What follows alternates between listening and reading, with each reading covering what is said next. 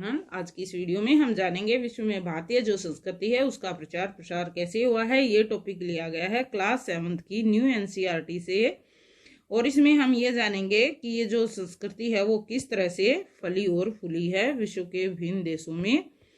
तो ये चैप्टर है 4। तो इसमें हम सारे क्वेश्चंस करेंगे भारतीय संस्कृति से रिलेटेड। जैसा कि आप सभी जानते हैं कि प्राचीन समय में जो भारत है वो तीनों तरफ से समुद्र से घिरा हुआ था। इसके उत्तर में हिमालय था, लेकिन इन सब विषमताओं के बावजूद भी भारतीय लोगों ने अन्य देशों के साथ व्यापार भी किया है और अपनी संस्कृति का प्रचार प्रसार भी किया है।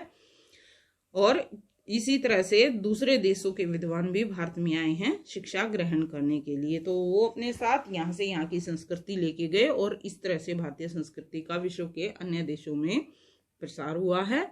तो इसमें पहला क्वेश्चन जो है वो लिखा है, इंडीज शब्द का प्रयोग किन किन देशों के लिए हुआ है।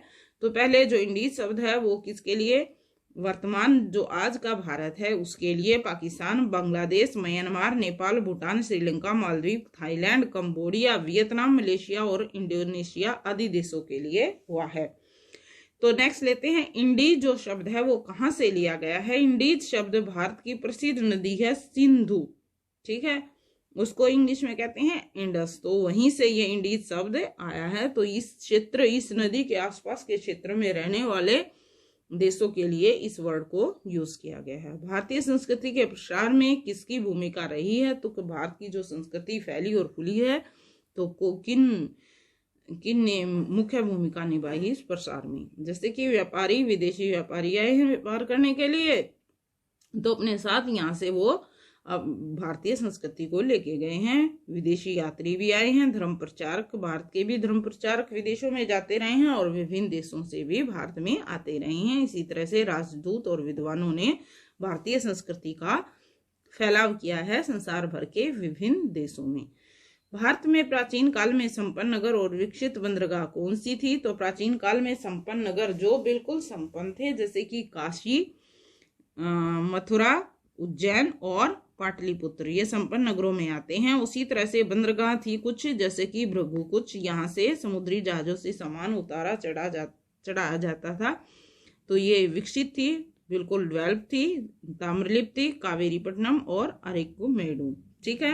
नेक्स्ट क्वेश्चन लेते हैं, प्राचीन समय में शिक्षा के मुख्य केंद्र कौन कौन से रहे हैं। जैसे कि आप सभी जानते हैं प्राचीन भारत में थे नालंदा, तक्षशिला, विक्रमशिला, वल्लभी आदि विश्वविद्यालय में भारतीय और विदेशी दोनों तरह के विद्वान शिक्षा ग्रहण करने की जिज्ञासा रखते थे, क्योंकि ये बहुत ही प्रसिद्ध रहे हैं।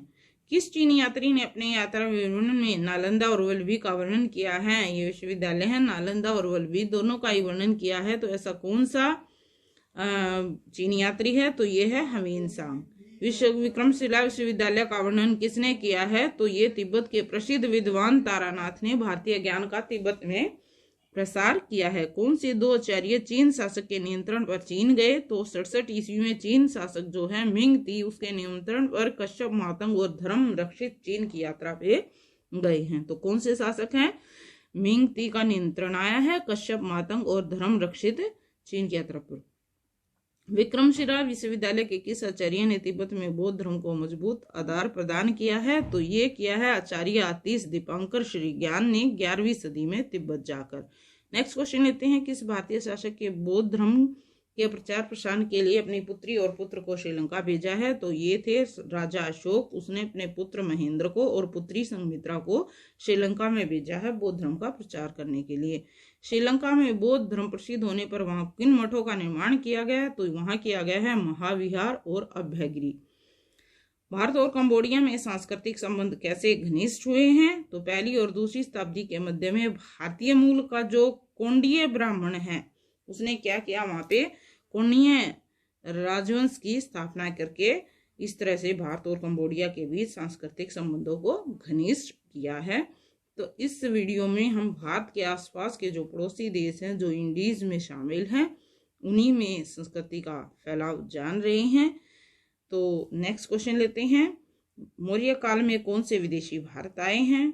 तो ये आए हैं मैक्समीज और डायनीसियस। चीनी यात्री फाहियान किस भारतीय शासक के शासनकाल में भारतवर्ष ने किस पुस्तक में भारतीय संस्कृति का वर्णन किया है? तो ये आया था चंद्रगुप्त द्वितीय के शासनकाल में, और उसने फोकुओ की में भारत की संस्कृति का, तो ये कौन सी पुस्तक है उसकी? फोकुओ की। यहाँ पे उसने भारत की संस्कृति का पूरी तरह से वर्णन किया है। ह्वेनसांग किस भारतीय राजा के शासनकाल में भारत में आया है और उसने किस पुस्तक की रचना की है? तो ये आया है हर्षवर्धन के समय में, और उसकी पुस्तक थी सीयू की।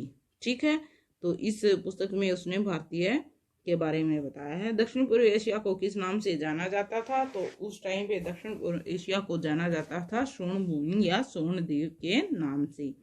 थाईलैंड की राजधानी बैंकॉक में एयरपोर्ट को आज भी किस नाम से, कि भारत की जो संस्कृति है वो इतनी फैली है कि आज भी भारतीय नाम विश्व में प्रसिद्ध हैं, यानी कि उन देशों ने अपनाए हुए हैं, जैसे कि स्वर्ण भूमि एयरपोर्ट का नाम। नेक्स्ट है इंडोनेशिया राजधानी जकार्ता किस शब्द से निकला है? तो ये संस्कृत के जया और कृत से निकला है। ठीक है, 1999 ईस्वी में मलेशिया की राजकीय सीट का क्या नाम रखा गया था? तो पुत्रजय। राजधानी थी कुआलालंपुर, जो संस्कृत के मूल शब्द चोलनामपुरम, चोल शहर का ही मलेशिया संस्करण है। ठीक है, जो चोल शहर है चोलानामपुरम, तो उसका मलेशिया संस्करण है कुआलालंपुर। कंबोडिया का कौन सा मंदिर भगवान विष्णु को समर्पित है?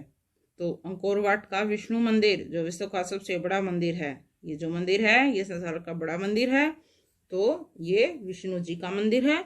रामायण महाभारत और पौराणिक जो कथाएं हैं उनका चित्रण किया गया है। समुद्र मंथन यूनेस्को द्वारा विश्व विरासत के रूप में इस मंदिर को मान्यता भी दी गई है। तो इस क्वेश्चन में आपके कई सारे क्वेश्चन कवर हो जाते हैं, जैसे किन पौराणिक कथाओं का चित्रण किया गया इस मंदिर में?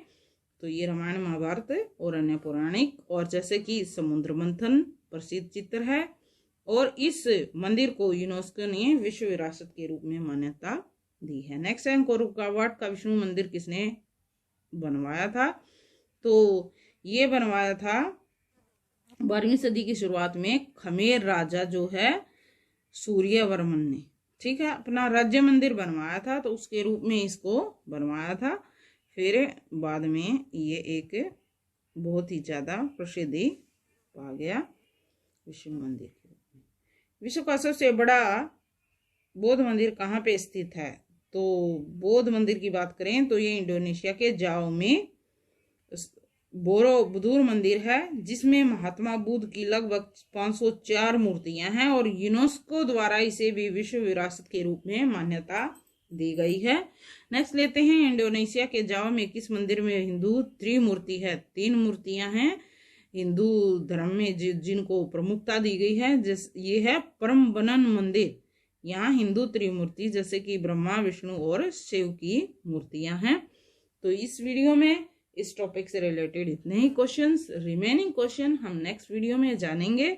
जो भी क्वेश्चंस रह जाते हैं वो नेक्स्ट वीडियो में हम कवर कर लेंगे। तो इन 2 वीडियो में लगभग पूरा चैप्टर कवर हो जाता है। So if you like my video please share and subscribe my channel. Thanks for watching the video.